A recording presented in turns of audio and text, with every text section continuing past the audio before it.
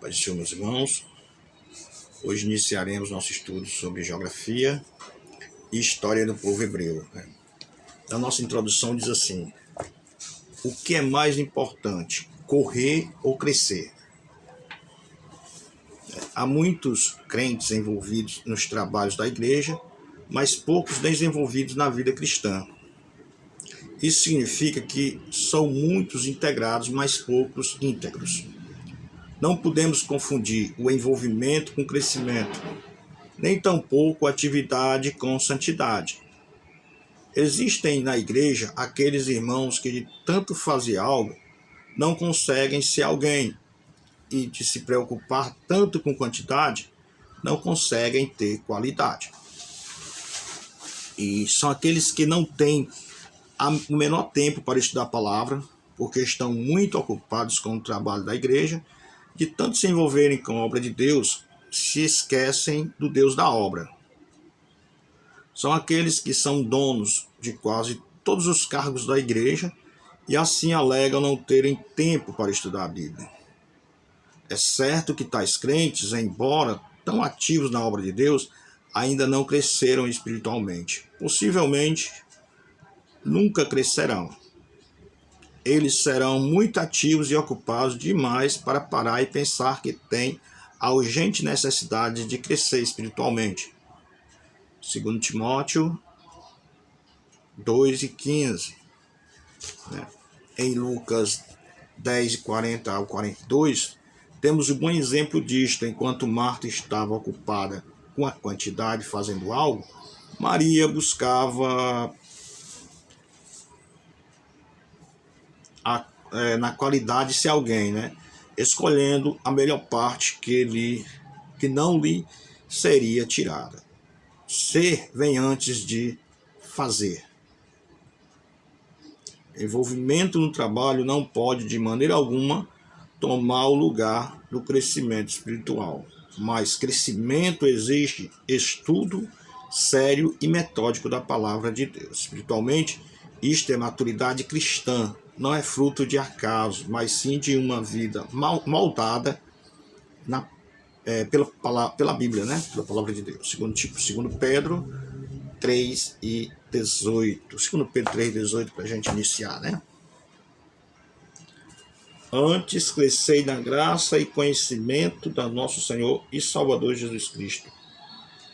A Ele seja dada a glória, assim agora como no dia da eternidade. Amém.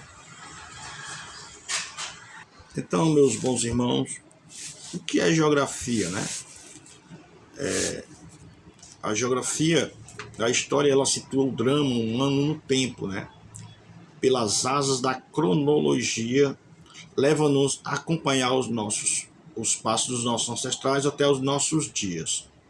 Possuímos, porém, uma exigente concepção espacial, curiosos de quando em quando indagamos onde exatamente deu-se esse fato. A historiografia, por ser documental, limita-se a crônicas. Não pode responder-nos tais questões com precisão. Então, a história, segundo o nosso livro do pastor Claudio Corrêa de Andrade sobre geografia, a historiografia, ela é documental, ela limita-se à crônica das pessoas, Então ela é cronológica, porque a cada tempo a gente vai ver o que aconteceu. Por exemplo, você pega o anuário e passa a ver o que aconteceu no ano tal, aí vai contar a história de uma região, ou de um país, ou uma história geral, onde engloba todo mundo. E isso é historiografia, Ela não pode ser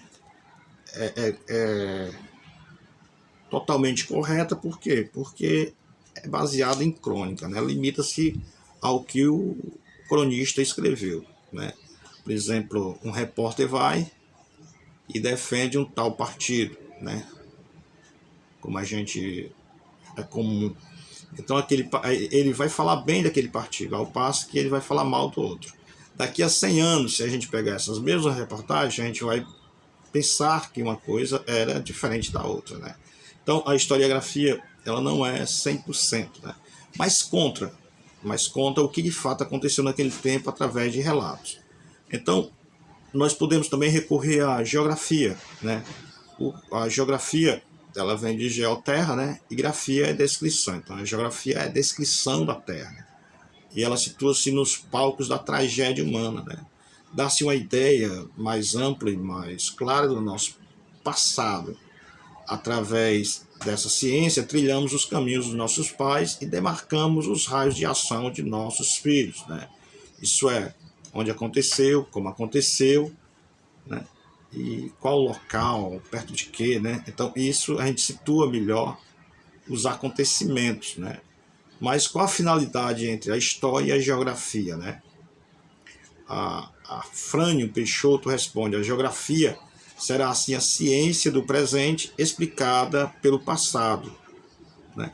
A história é a ciência do passado que explica o presente. Então, enquanto a geografia será assim a ciência do presente explicada pelo passado, né?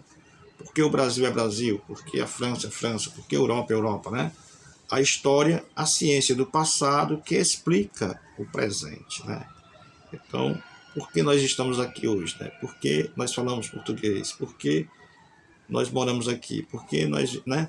Então, tudo isso, a história, ela ensina, ou ela é a ciência que explica o passado para a gente entender o presente, né? A gente entende o presente através do passado, e isso é a história. Já a geografia, ela explica o presente baseada no passado, né? Então, enquanto a história ela explica, é a ciência que explica o passado, é a ciência do passado que explica o presente, a geografia é a ciência do presente que explica o passado. Mais ou menos isso. Então, conscientes dos relatos temporais e espaciais dos estudiosos das Sagradas Escrituras, nós escrevemos esta obra, né? Isso é o pastor, ele está falando que escreveu esse livro que eu estou lendo, consciente disso, né? O pastor Claudionor Corrêa de Andrade, no seu livro Geografia Bíblica, né? Então é muito interessante a gente se atentar para isso, né? Que a história, ela explica o passado, enquanto a geografia, ela explica o presente. A geografia, ela vem da palavra geoterra e grafia descrever. A geografia limitou-se de fato, durante séculos, a descrever a Terra. Entretanto, a partir do século XIX, assumiu um caráter científico.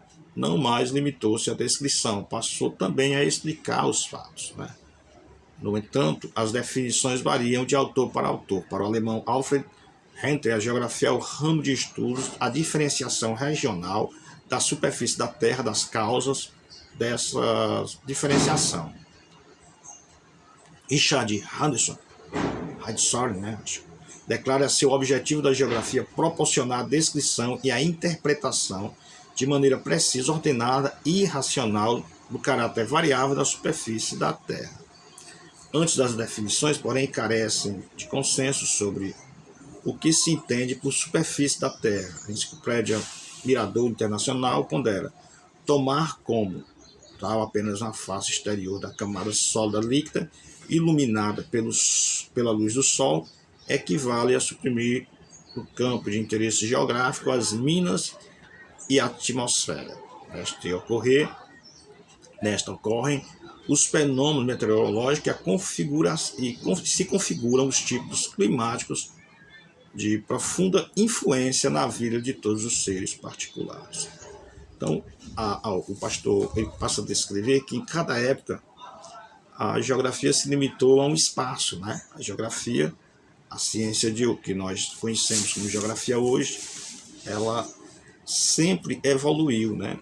Desde a antiguidade até nós, né? Então, na antiguidade, os conhecimentos geográficos dos egípcios, né? Que foi a primeira civilização mesmo, no nordeste da África, a Ásia Ocidental e a Síria, né? Então ela limitou ao nordeste da África, a Ásia Ocidental e a Síria. Esse era o conhecimento de geografia que os egípcios tinham. Os fenícios e gregos foram mais longe, estimulados por intensas transações comerciais, vasculharam o mar Mediterrâneo, né? Afoitos e aventureiros por natureza, fundaram Cartago em 800 a.C., transpuseram o Estreito de Gibraltar e chegaram às Ilhas Britânicas. Eles afirmam alguns estudiosos, aportaram inclusive nas costas brasileiras, onde deixaram inscrições em vários monolitos, né? A gente está falando dos fenícios, né? Que era o povo do mar, né?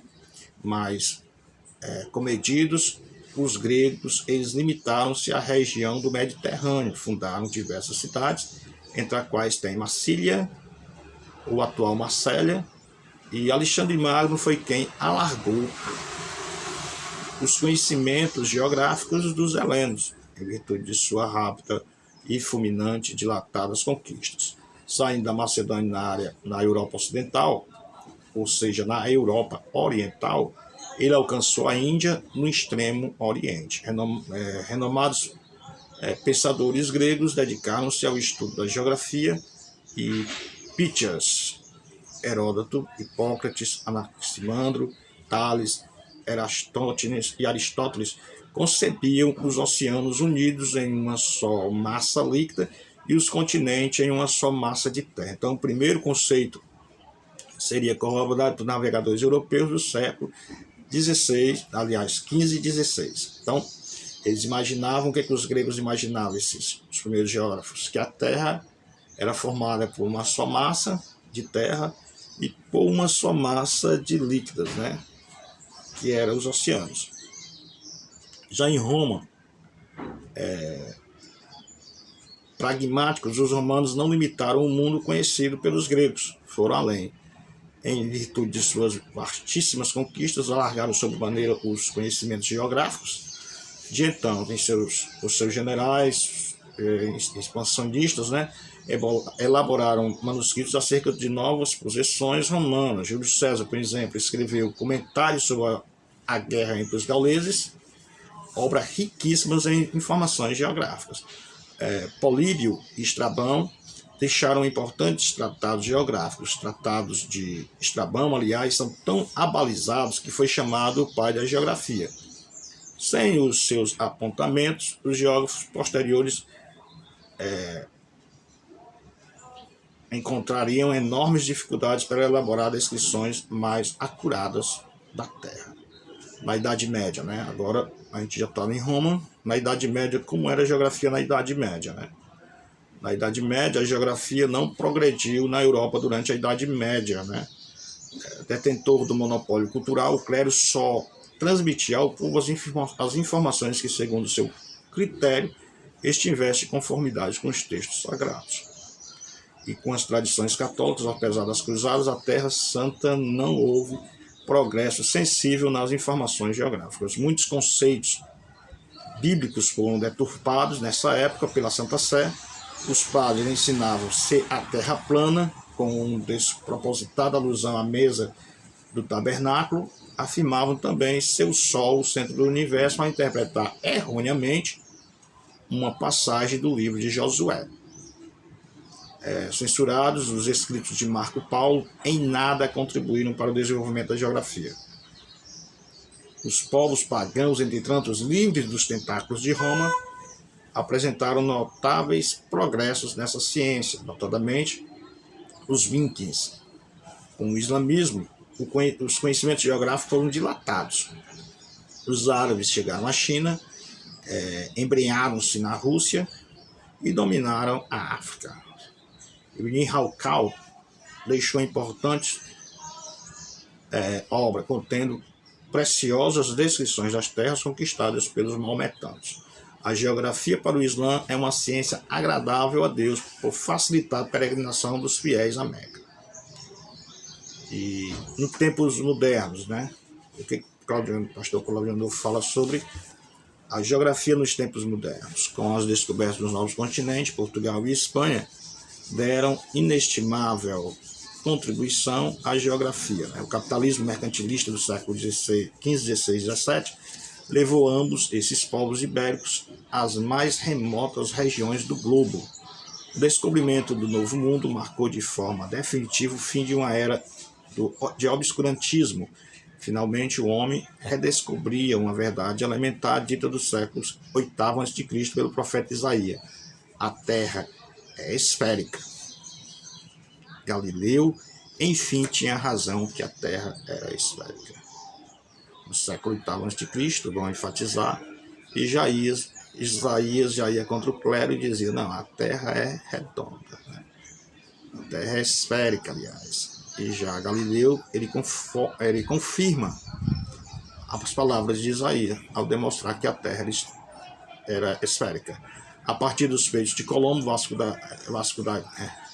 da Gama, né, e Cabral começaram a ser produzidos com mais regularidade obras geográficas especializadas. O jovem alemão Varenius, né, notável pela sua genialidade, escreveu 2 tratados, Geografia Generalis e Geografia Specialis. O segundo trabalho, aliás, não pôde ser completado por causa da morte prematura do autor. Kant empreendeu vários estudos geográficos, objetivando conhecer empiricamente o mundo. Essa introdução, vamos estudar geografia, né? Então é bom a gente pegar os conceitos para melhor a gente ficar ligado, né? A estruturação científica da geografia. Deve-se a 2 sábios alemães a estruturação geográfica como ciência. Ambos vieram da mesma época. Durante algumas décadas, em Berlim, né? Alexander von Humboldt viveram na mesma época. Alexander von Humboldt, acho que é 1769, e Karl Kircher, 1779 a 1859. Influenciados por Varenius e Kant, traçaram novos métodos e rumos para a geografia. Eles não objetivavam contrariar os postulados de seus antecessores. Após seus estudos, porém, tornou-se possível, por exemplo, fazer a correlação dos fenômenos característicos de uma região. A geografia deixou de ser um mero acervo de dissertações e descrições à disposição de militares e administradores para tornar-se uma ciência madura e dinâmica. Hoje, aliás, lançaram mão de seus métodos, inclusive para confirmarmos a veracidade e a exatidão das informações bíblicas, né? Então, a geografia, ela é uma ciência, então, né? Então, a geografia bíblica e sua importância. Parte da geografia geral, a geografia bíblica, tem o objetivo de conhecimento das diferentes áreas da Terra relacionadas com as Sagradas Escrituras, descrevendo e debilitando os relatos sagrados, dá-lhe mais consistência e autenticidade e auxilia-nos na interpretação e compreensão dos fatos bíblicos. A geografia bíblica, definida por Mark Adams como o painel bíblico em que o reino de Deus teve o seu início e onde experimentou seus triunfos. É indispensável a todos os estudiosos da Bíblia. Então, a geografia bíblica, ela é algo importante para quê? Para a gente saber os lugares, né? Como vivia as estações do ano, os meses lunares, né? Então, como vivia um povo de Deus. Então, a geografia bíblica, ela é basicamente um painel da Bíblia, né? E hoje a gente podemos provar que esses lugares existiam de fato, que estavam na Bíblia. Então, não era simplesmente uma história, né? Não é simplesmente um lugar fictício, era um lugar real, né? Hoje, através das outras ciências, né? De antropologia, por exemplo, paleontologia, pode-se provar a partes da Bíblia que falam sobre alguns assuntos, né? Não vou dizer que tudo não, porque ainda tem muita coisa para ser descoberta, né? O pessoal está trabalhando em cima de muitos alicerces antigos aí, de coisas antigas que eles encontraram ali pelo Oriente, então vai surgir muita coisa. Então não foi tudo descoberto ainda, mas muita coisa foi descoberta que dá para provar que, de fato, a nossa Bíblia é real, é um livro de Deus. Então, a gente vamos voltar para o nosso livro e a gente vai ver o que é cronologia bíblica, né? O que é uma cronologia bíblica?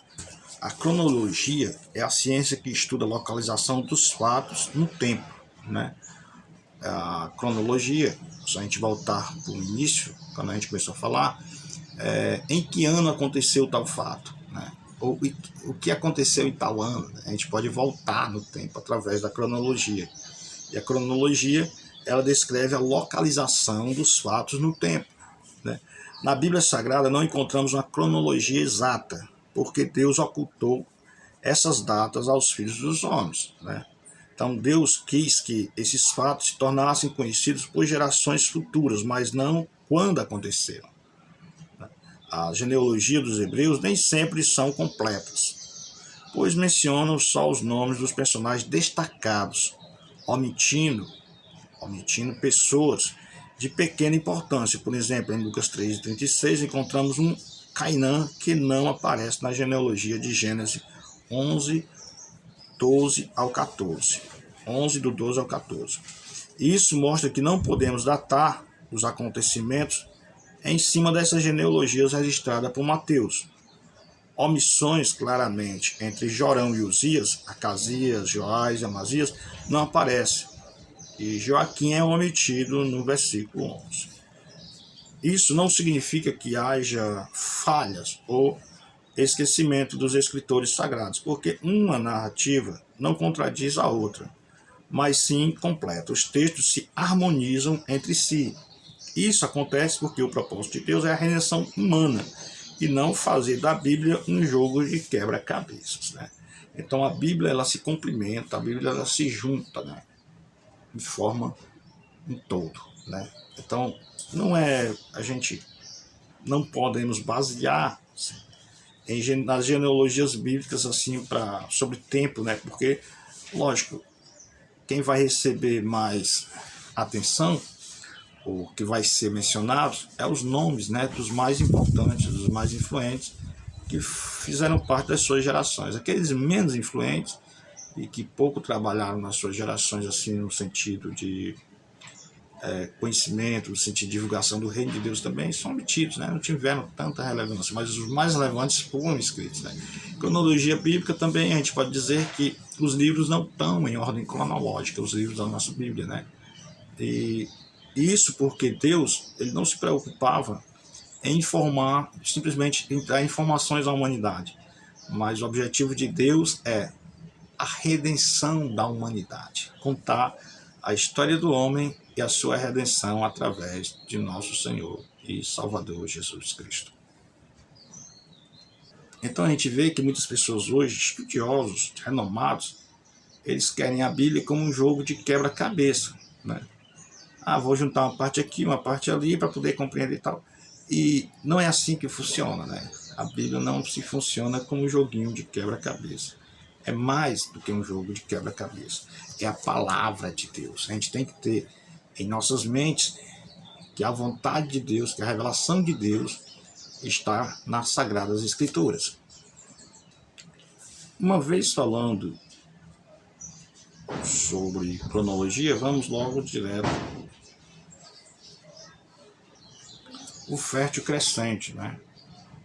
Se traçarmos uma linha curva que partindo do Egito passe pela Palestina e a Síria, Mediterrâneo, seguindo depois até o Golfo Pérsico, teremos uma meia-lua razoavelmente perfeita. Há 4.000 anos, esse poderoso semicírculo em redor do deserto da Arábia, denominado Fértil Crescente, abrigava grande número de culturas e civilizações ligadas, umas às outras como pérolas de um colar. De lá irradiou-se luz para toda a humanidade. Ali foi o centro das civilizações, desde a chamada Idade da Pedra até a Idade do Ouro, da cultura greco-romana. Como já vimos, para a faixa de terra estreita que vai de Ur ao sul da antiga Caldeia, até as proximidades do Nilo, alguém deu o sugestivo nome de Fértil Crescente. Em algum ponto nessa imensa região, a humanidade teve o seu berço, né?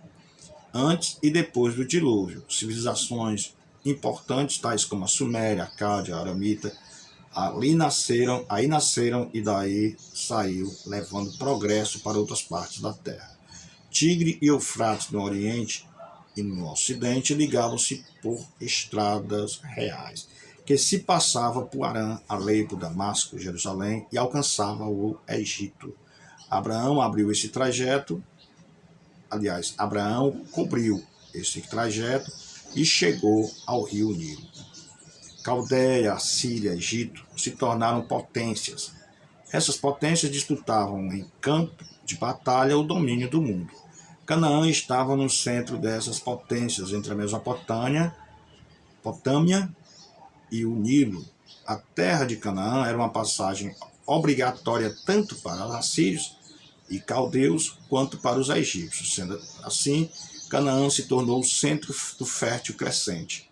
Terras disputadas pelas potências do mundo antigo. Por isso, o Velho Testamento registra muitas vezes Israel sendo ameaçado pelos assírios e caldeus, recorrendo ao poder militar do Egito e vice-versa.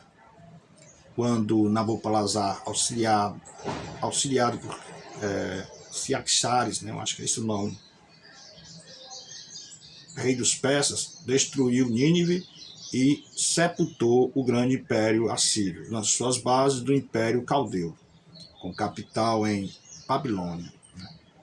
Todas essas potências perseguiram Israel e atacaram o Egito. E o Egito revidou também com suas tropas. Do poder dos gregos, Judá não se livrou. Os romanos subjugaram Israel e destruíram Jerusalém em 70 d.C. E foi restaurado o Estado judaico em 1948 d.C. Então, essas potências que surgiram não aliviavam para Israel. Alguém pensa, os assírios eram bonzinhos, não, os assírios eram malvados. Né? Não, os babilônios vieram e melhoraram a situação de Israel, destruíram o templo, levaram o povo cativo para a Babilônia, para o Império Caldeu. Então, sempre essas potências, elas perseguiram Israel. Israel, como Estado pequeno, não desapareceu. Por quê? Porque Deus guardava o povo judeu. Deus guardava, Deus abençoava aquela terra do povo judeu. Então, nós podemos dizer que Israel sobreviveu durante séculos de perseguição. Né? Isso é, desde sua fundação, quando os judeus saíram do Egito. Então, a gente está diante de um resumo dos resumos da história de Israel. Então, o templo ele foi destruído pelos babilônios e depois foi destruído pelos romanos, né, em 70 depois de Cristo. E o Estado ficou Israel ficou sem um lugar, ficou como um povo nômade, andando de região para região, desde o ano 70 até o ano de 1948, né, quando foi criado em 14 de maio de 1948 o Estado de Israel. Foi declarada a independência, né, do Estado judeu. Então, meus bons, deixa eu ajeitar aqui a câmera um pouquinho. Desde que os judeus se implantaram na Palestina no meados deste século, o mundo todo passou a se despertar pelo Oriente Médio. E até mesmo os árabes esquecidos por séculos passaram a ocupar a proeminência entre as nações. Os árabes se impõem pelo petróleo e os judeus pelo valor espiritual. Israel retornou à terra que Deus deu a Abraão e a sua descendência em possessão perpétua, conduzido pelo braço do Senhor, porque ele está reservado por profecias, papel importante nos acontecimentos que precederão o arrebatamento da igreja. A grande tribulação, a volta de Cristo e o milênio. Israel, mais uma vez, ocupando o centro das atenções da terra e Jerusalém sendo a coroa para todos os povos. Né? Então a gente vê que Israel hoje é uma referência no Oriente Médio. É o único país que a gente pode dizer que tem uma democracia eficiente, né? Ali no Oriente Médio. Democracia onde o povo escolhe seus representantes, onde o povo, né, tem o direito de votar, onde o povo escolhe seus representantes, em que as leis também tentam favorecer as pessoas, e não simplesmente um cara chega e manda em tudo, né? Então Israel é uma democracia, e Israel também é um país altamente tecnológico hoje, né, onde a ciência faz com que o país seja um país moderno e forte, né, economicamente e militarmente também, tanto militar como economicamente. Então Israel hoje é uma potência no Oriente Médio, né? E também a vida, o IDH das pessoas lá é muito alto. em relação também aos demais países. Os árabes, que há tanto tempo era tido como um povo, eu posso falar, um povo que estava esquecido, né? No cenário mundial. Agora se despertou e a grande moeda de troca deles é o petróleo. E com esse petróleo eles conseguem se desenvolverem também nos seus países. Então, a gente já fez um breve relato sobre Israel e agora vamos para o nosso último tópico, o Jardim do Éden, né? Último tópico de hoje, o Jardim do Éden.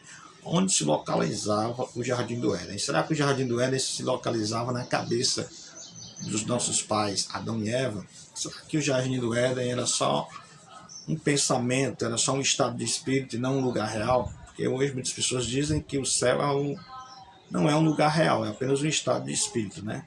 E nós sabemos que não, que o Jardim do Éden existiu, existem as suas descrições, assim como o céu existe, e existem as descrições do céu que Deus deu a João, que Deus deu a outros homens de Deus, como Ezequiel. Meus bons, então Deus preparou um maravilhoso jardim para elaborar, para colocar o homem que havia de criar, a fim de que ele não ficasse à mercê do tempo como os outros animais inferiores.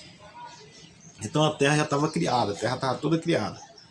Então Deus, dentro dessa terra criada que ele criou, maravilhosa, ele criou um jardim precioso para quê? Para colocar o homem, né? Éden não era propriamente o jardim onde Adão habitava, mas tão somente o distrito, o local onde estava situado o jardim. Então Éden, quando o escritor bíblico Moisés escreve um jardim no Éden, ele não estava denominando jardim, ele estava dizendo que aquele jardim ficava naquela região. Na região do quê? Na região do Éden, no distrito do Éden, no local do Éden, né? Que era como se fosse uma região, né? Hoje eu posso dizer que a minha cidade fica no sertão central, né? Minha cidade de nascimento. Que aqui eu estou morando onde? Eu estou morando no litoral. Fortaleza é litoral. Então o nosso irmão, ele disse, olha, nessa região do Éden era onde se localizava o jardim, onde Deus criou o jardim. É interessante dizer que Deus criou o jardim antes de criar o homem. Para quê? Para que o homem fosse melhor, não vivesse diferente dos outros animais, né? Então, Deus criou um jardim no Éden para o homem se adaptar, para o homem adaptá-lo assim, né? Éden, o que ele diz mais? Em Gênesis 2:8, o texto sagrado diz que o Senhor plantou um jardim no Oriente, isto é, ao leste do Éden. Mas alguns comentaristas preferem usar a expressão da banda do tempo antigo, né, para explicar que o jardim foi plantado antes da criação do homem. Então, Deus não fez o homem e depois plantou o jardim. Não, Deus fez o jardim e depois criou o homem. Deus plantou o jardim e depois criou o homem. Você vê como Deus ele é maravilhoso, né? Ele também não criou o jardim com o homem já dentro, né? Ele criou o jardim e depois colocou o homem nesse jardim.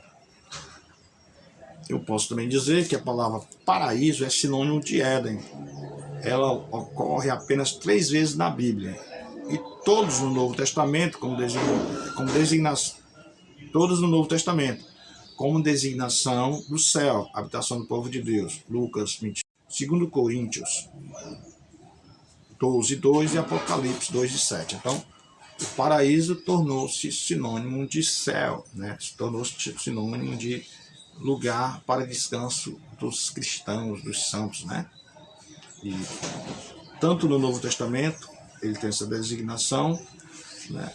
Designação de paraíso, né? No Velho Testamento encontramos várias referências ao Éden, a saber Ezequiel 28:13, 31:9, 16:18, Isaías 51:3, Joel 2:3, né? O termo Éden tem sido usado frequentemente para designar abundância de frutos, comunhão com Deus, vestuário, comida, etc, etc. Então o jardim, ele representa tudo isso, né? Já comunhão com Deus, por quê? Porque todo dia Deus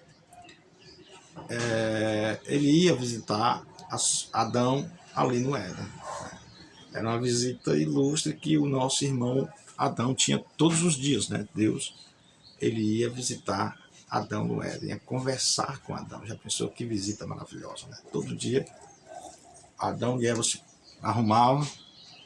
Pai, você está esperando quem? Se a gente chegasse lá e perguntasse, você está esperando quem hoje? Aí Adão dizia, estou esperando o Senhor para conversar com ele, né? Pensou, né?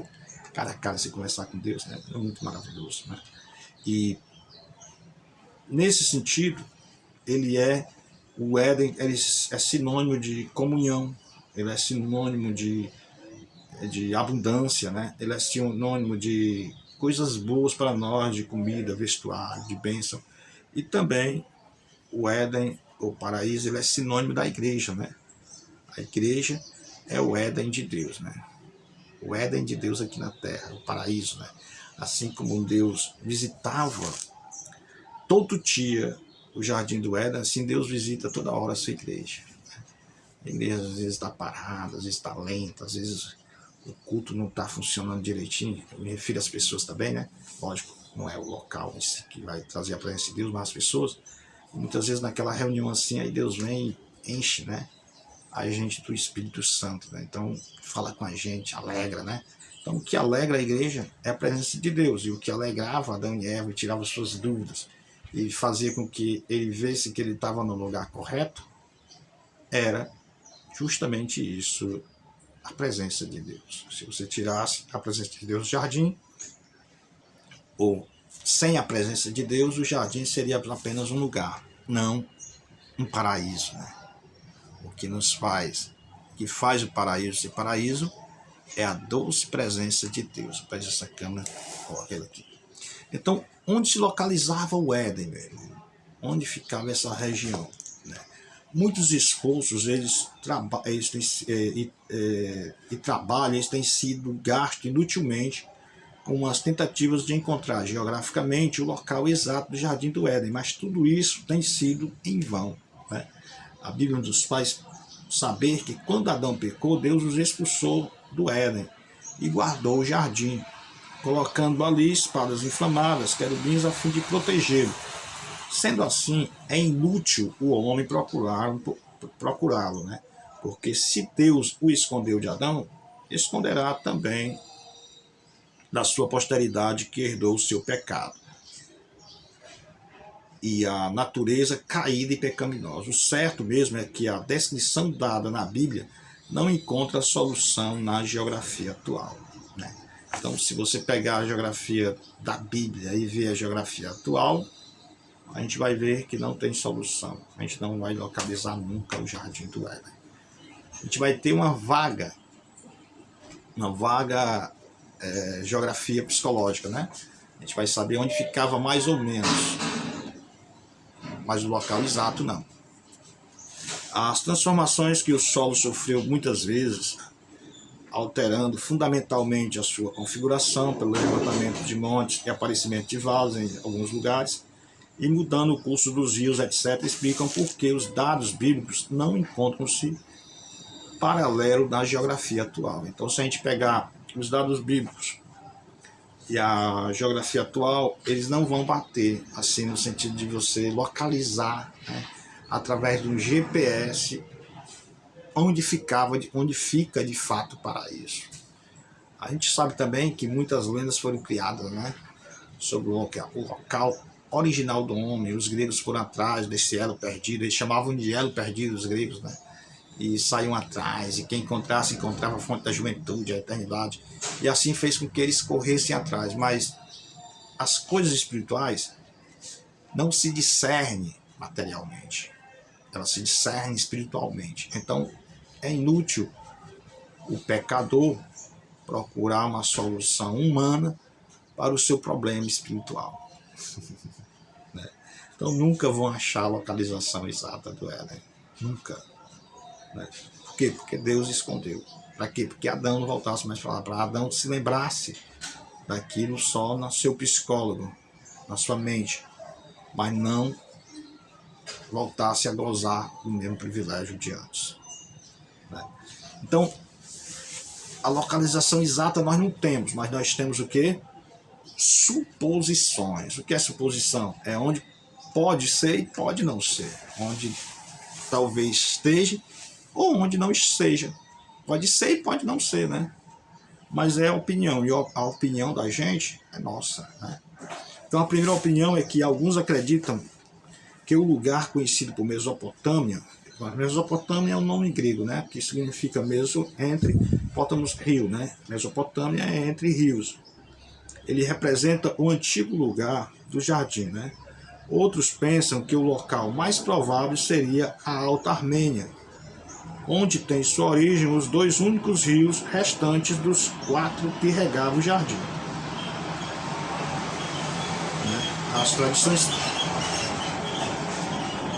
As tradições pérsicas localizam o jardim entre o rio Tigre e o rio Eufrates, o Nilo e o Indo, né? Então o Nilo fica no Egito, né? O maior rio do Egito, e o Indo fica na Índia, né? Segundo alguns, os dois rios desaparecidos só poderão ser o Nilo na África e o Indo na Índia. Então o Jardim do Éden ficaria entre o Eufrates, o Tigre, o Nilo e o Indo, né? Mas só que é uma região assim muito grande, né, para ser coberta pelo jardim, né? Que aí no caso vai da Índia atual até a região do Iraque, né, passando pelo Egito, da Síria, né? Então é muito grande essa região para ser um jardim. Entretanto, esta é uma área muito grande para ser um caso tão circunstancial, né? Mas há quem pense que a palavra rio deve ser tomada no sentido de ribeiros, que deve ser ter desaparecido no decorrer dos tempos, talvez se fundindo com o Tigre e com o Eufrates, por ocasião do dilúvio. Então poderia também ser isso, né? Os rios nascendo no Golfo Pérsico, ou desembocando no Golfo Pérsico e nascendo na Armênia, e ali naquela região próxima a Bagdá, 16 quilômetros ao sul aproximadamente, ali era onde talvez de fato, pelo menos é isso que eu acredito, né, tinha o Jardim do Éden, né? Havia localização geográfica, né, física do Jardim do Éden. Por quê? Porque se a gente pegar os dois rios porque o judeu, quando ele olha para um canal, ele não diz assim, é um canal, ele diz é um rio. Quando ele olha para uma lagoa, ele não diz é uma lagoa, é um mar, né? Porque é tão deserto que pouca água eles fazem, é muito, né? Então, por exemplo, a gente tem exemplo disso no lago de Genezaré, né? Que é o mar da Galileia, né? Então, eles tinham um rio, aquele rio do nosso amigo Ezequiel, ali na Babilônia, ali é um canal que saía do rio Eufrates, né? Então, logo, o que a gente imagina? É que pode ser também um canal ou um afluente do rio que eles chamavam também de rio, né? Por quê? Porque quem escreveu foi um judeu, quem escreveu foi Moisés, essa designação dos 4 rios que banhavam o Jardim do Éden, né? O teólogo Antônio N. Mesquita, seguido por Blake, entende que o local mais apropriado para o Jardim do Éden fica nas imediações do Mar Cáspio, porque a natureza, com a sua exuberância, a flora, a fauna, são ali de tal porte que o ambiente parece ser único na face da Terra. Não apenas um ambiente do ponto de vista vegetal, mas até a antropologia ali em suas imediações dá um capítulo diferente. O Cáucaso não fica muito distante, visto que o Cáucaso, onde se encontra os melhores espécimes da raça humana, disse que a mulher e o homem caucasianos são admiravelmente belos. O certo mesmo é que somente Adão e Eva conheceram esses dois rios desaparecidos, né? Então, apesar das suposições, apesar do pensamento, o que a gente tem a dizer é que são só suposições e que, de fato, somente Adão e Eva conheceu esse maravilhoso paraíso que Deus preparou para eles, né? Só que, devido ao pecado, eles não conseguiram morar eternamente nesse paraíso, né? O pecado foi obrigado a sair, porque a presença de Deus o pecado não resiste à presença de Deus, né? O pecado, ele nos expulsa da presença de Deus. Então o pecado expulsou Adão e Eva do jardim do Éden. E eles conheceram, né? Mas os outros não conhecem, né? E talvez no futuro nós conheçamos, né? Através da nossa transformação, né? Através do arrebatamento da igreja e da nossa transformação em corpos gloriosos, nós vamos ter os mesmos privilégios que Adão tinha no começo. Meus queridos, fica aqui, o barulho está grande aqui, os carros passando, ruídos, né?